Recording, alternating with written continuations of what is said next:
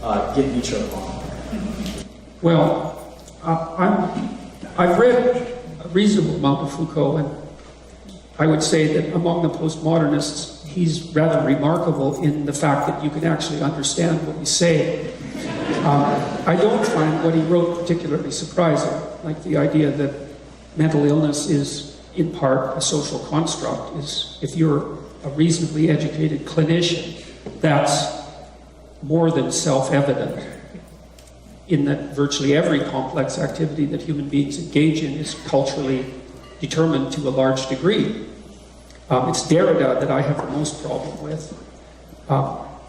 And I also know that he put his finger on a very complex problem, which is that, like, the central postmodernist claim is that every situation allows for a potentially infinite number of interpretations, which is true. And therefore, it's difficult to determine which interpretation should be held up as paramount. Now, that's true. In fact, the artificial intelligence researchers ran into that when they were trying to design systems that could perceive the world, because the original idea was that perceiving the world was easy, because it's just made up of things, and learning how to manipulate those things and act among them would be the complicated problem. But it actually turned out that perception was the complicated problem, because there's an indefinite number of ways to perceive things. Now, the reason the postmodernists were wrong is because there aren't an indefinite number of interpretations of the world that don't kill you or make others kill you. There's a very constrained number of interpretations that allow you to continue to exist, and equally importantly, allow you to continue to exist in the presence of other people. So although there are many interpretations that you can ferret out of a Shakespeare text, your job is to ferret out one that actually helps you live properly. And that's hypothetically the goal of the guides to great literature. And so I think the postmodernists radically overplayed their hand, and that's particularly true of Derrida. And I think that the people who follow Derrida are in many cases doing so because it's a hell of a lot easier than actually doing the difficult job of extracting out useful tools from the literature of the world, which is what you do when you read. You extract out useful tools. With regards to Nietzsche, I mean, Nietzsche said something about everything. And so every philosopher of the modern age, one way or another, is deeply influenced by Nietzsche. And the problem with Nietzsche is that he was a thinker prolific beyond comprehension, virtually. I mean, I did I think it was a 45-minute video on one paragraph of Nietzsche's Beyond Good and Evil, and, you know, I barely started to scrape the surface of it. And of course, he has multiple books. And so Nietzsche is a very strange character, and he said that he philosophized with a hammer, and he meant it. And his critique of Christianity was devastating, I would say. But I would also say, and this is a rather shocking comparison, that the role Nietzsche played with regard to Christianity was the same role that a maggot can play in a wound, which is that it can devour nothing but diseased flesh and leave what's healthy behind. And I think there is a reading of Nietzsche that allows for precisely that. You know, when he said that God was dead, he also said that that would be a catastrophe, the likes of which we could not even imagine, and that society itself would oscillate back and forth murderously for centuries as a consequence. So it wasn't triumphant.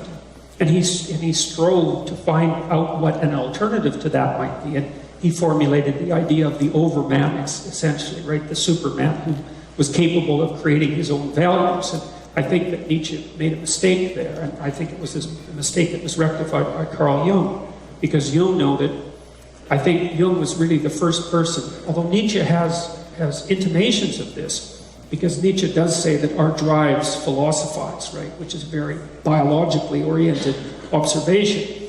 But what Jung noted was that, well, we don't create our own values because the values are implicit within us, but we can rediscover them, and that's partly why he was so interested in analysis of mythology and the unconscious. And so I think the postmodernists took the part of Nietzsche that's only destructive to its final conclusion, and that's actually what's being played out now. Derrida's critique of modern civilization is logocentric, right? Male-dominated, centered around the idea of the logos. He regarded that as nothing but a tool of oppression.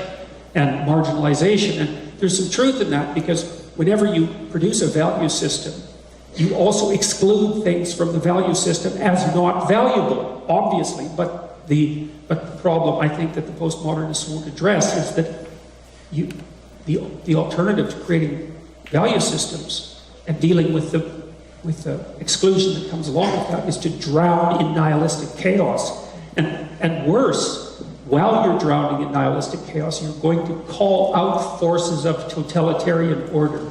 And so it's no solution. It's no solution. And what I see postmodernism doing to students, generally speaking, is demoralizing them completely. You know, they come to university looking to catalyze their identity, often clinging to the last remaining shreds of their culture. That's just what's keeping them afloat. And all the postmodernist professors do is take those remaining fragments that are allowing them to stay above the water and tell them that they're illusory and take them away. It's like, well, now you're free. It's like, I've dropped you in the middle of the ocean. You can swim in any direction you want. You're free. And I think that that's rooted in large part even in hatred of youth. I really believe that. Because why would you cripple people if you didn't hate them? And so there's hatred of humanity lurking at the bottom of the worst excesses of ideologues in general. You know, you hear this from environmentalists sometimes. I've heard this many times. The planet would be better off if there were no people on it. It's like, well, let's keep you away from the thermonuclear weapons, shall we? Yeah.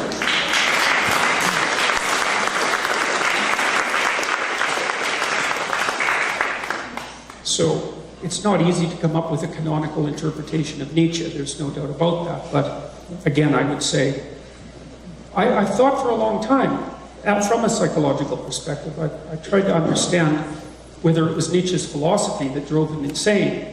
But I think the evidence for that is non-existent. I think he did suffer from a degenerative brain disease of great severity. And I actually think that his fundamental philosophy, which I've read, I haven't read everything he wrote because there's been new books published, but I read his great works in chronological order. I think his fundamental philosophy is affirmative, not negative. But he's a critic, you know, and he wanted to find something that he could stand on, and that's what critics do. If they're real critics, you're not looking to destroy, you're looking for something that you can stand on. And Nietzsche was certainly very useful to me, and I know he was also extraordinarily useful to Carl Jung, who was a real student of Nietzsche, and was really devoting himself to solving the problem that Nietzsche posed, which is, well, what do we do in the aftermath of the death of God? And Jung's answer was, we rescue our father from the depths. And that's the right answer. That's what the university should be doing with young people. It's like your dead father's in the library. Go out there and ferret him out, right? And unite with him and become the thing that keeps chaos at bay, right? Thank you.